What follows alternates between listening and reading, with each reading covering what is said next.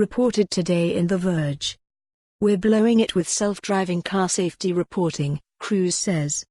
Next month, California's Department of Motor Vehicles will release the latest batch of reports from companies testing self-driving vehicles in the state. But the reports offer, at best, a flawed glimpse into the slow and often opaque process of testing autonomous vehicles on public roads, says Kyle Vogt, co-founder and CTO of GM-based Cruise.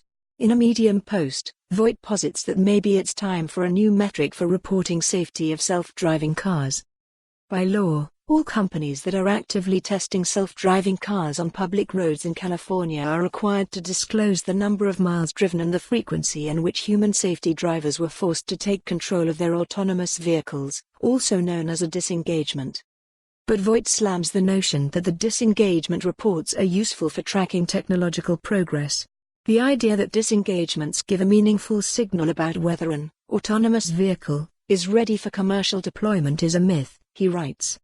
He also goes on to blast other companies for effectively pulling the wool over the media's eyes with flashy demos that prove nothing but the ability to execute a decent test ride. Our collective fixation on disengagements has been further fueled by the AV companies themselves. Many of them give demo rides that include a de facto storyline that goes something like, "I didn't touch the wheel during this demo, therefore it works." This is silly, and everyone knows it. It's like judging a basketball team's performance for the year based on how they looked during a practice session. Or winning a single spin of roulette and claiming you've beaten the house. A carefully curated and constrained demo ride is just the tip of the iceberg, and we all know what happens if we ignore what's lurking below the surface. The AV industry is in a trust race, so it's important that we do things to build confidence in the technology.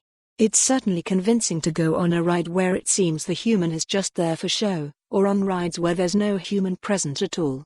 So companies carefully curate demo routes, avoid urban areas with cyclists and pedestrians, constrain geofences and pick-up/drop-off locations, and limit the kinds of maneuvers the AV will attempt during the ride, all in order to limit the number of disengagements. Because after all, an AV is only ready for prime time if it can do dozens, hundreds, or even thousands of these kinds of trips without a human touching the wheel. That's the ultimate sign that the technology is ready, right? Wrong.